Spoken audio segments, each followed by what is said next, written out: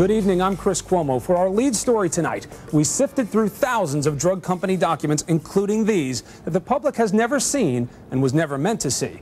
We're talking about the popular antidepressant Paxil, which now carries that black box warning that so many families say came too late. Those families want to know what the drug companies knew and when they knew it. Tonight, those families and you will get some answers. Our beautiful little girl, Candace, died by hanging 4 days after ingesting 100 milligrams of Zoloft. Matt violently and with great difficulty took his own life. She ended the night by cutting her wrist. At least 100 children have committed suicide and many others have attempted it while taking antidepressants. I found Jacob hanging from the rafter in our attic. It wasn't the disease that caused my daughter to viciously mutilate herself. It was the drug. These parents believe the drug companies had evidence there was a risk, but never told them. Maybe if they had been warned, desperate situations might have been prevented. This is 911. Who is this? Listen to a call from a 10-year-old boy whose 14-year-old sister is on Paxil and trying to swallow a bottle of pills. Where is your sister? What is she trying to do? Take pills? What? Is she No, my dad told me now.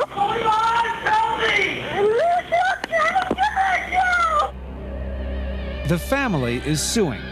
2 months later, their mother calls 911 while fighting to keep Michelle from stabbing herself with scissors. No, you're not going to die. No, you're not going to die.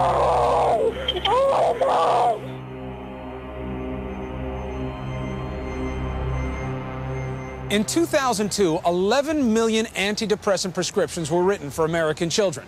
The puzzling thing is that with the exception of Prozac, there's no research establishing the effectiveness of these drugs for kids with depression.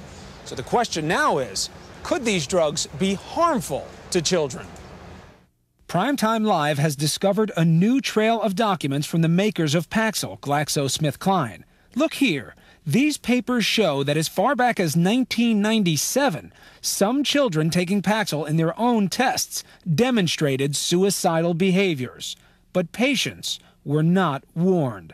The company says the numbers were too small to be statistically significant. Do you swear the testimony you are going to give is the truth? But as we now know, Congress began investigating after it became clear that other companies had similar results. And families are wondering why the companies kept this information from the public. I honestly do not know how the individuals responsible for this can even sleep at night.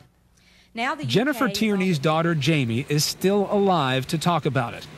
At age 15, she suffered from severe migraine headaches, making her anxious and withdrawn. Doctors thought the solution was an antidepressant, Effexor, and soon doubled her dose. Her parents say that changed her. You think the drug was taking you over? At the time, I thought it was everyone else. How bad did it get? I was thinking about suicide a lot and hurting myself.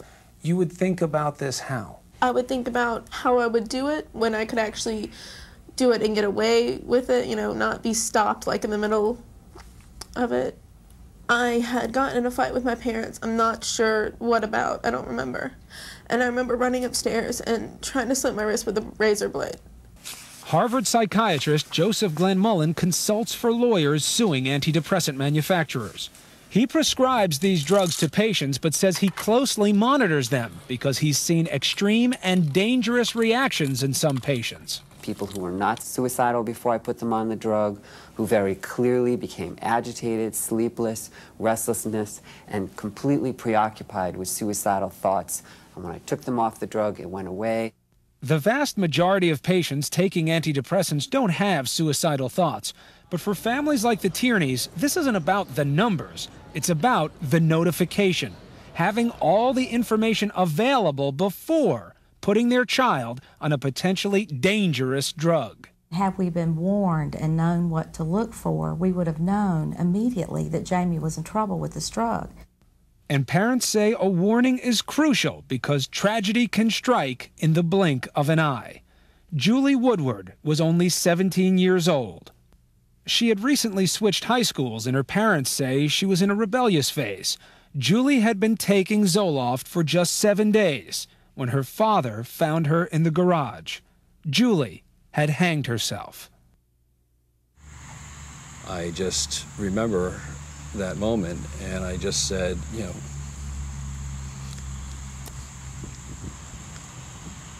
no, God. And I just grabbed her and held her.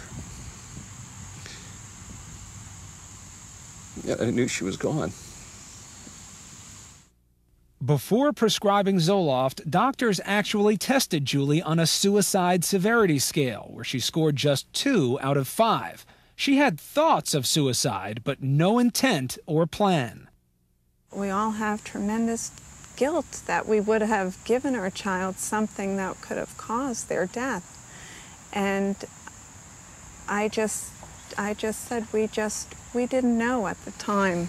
The drug companies say there's no way to prove the drug and not the underlying depression causes these suicides. That said, a month after Julie's death, the maker of Zoloft published this report from 2 studies. In it, the company claims success in treating adolescent depression with Zoloft by combining the positive data from both studies. But here's the kicker. Individually, each of the studies conducted didn't have enough positive data to show effectiveness. You just shouldn't have to feel this way anymore. You may recognize the happy bouncing circle in this Zoloft commercial. Depression may be related to an imbalance of natural chemicals between nerve cells in the brain. Prescription Zoloft works to correct this imbalance. But wait a minute. Experts say there's no scientific proof that depression is caused by a chemical imbalance, even though many people claim to be helped by these drugs. And what's more, there's no way to precisely measure these chemicals in human brains. Instead, they test rats. So you're telling me they fed rats some of these drugs, mixed their brains up in a tube, measured if there was more fluid than there was before, and that has started a cultural revolution of medicating behavior? The bottom line, we don't really know what these drugs are doing in real live human beings. Shame on you. The blood of these children is on your hands. And families like those speaking at government hearings believe the drugs took their loved ones. My son, Jacob Steinberg, died last year on Wednesday, July 23rd, after being on Paxil for about a month. Many families are represented by Karen Barth Menzies of the Los Angeles law firm Baum Hedlund. We represent over 100 families whose loved ones have committed suicide or they themselves have attempted suicide. So let's take a closer look at the most surprising document we found. Even though Paxil's own studies failed to establish the effectiveness of the drug for kids with depression, this memo to the Paxil sales force describes Paxil as having remarkable efficacy and safety in the treatment of adolescent depression. Yet in a letter to us, the company denied they promote the use of Paxil to treat depression in children or adolescents, as did the makers of Effexor and Zoloft. They also point out that during their pediatric trials, no one actually committed suicide. But to critics, that doesn't answer the questions raised by these documents. When you look at all of the documents, you see a pattern of misleading doctors who then unwittingly mislead patients. This is a betrayal of the public trust in physicians behind the scenes by the industry, and it must stop.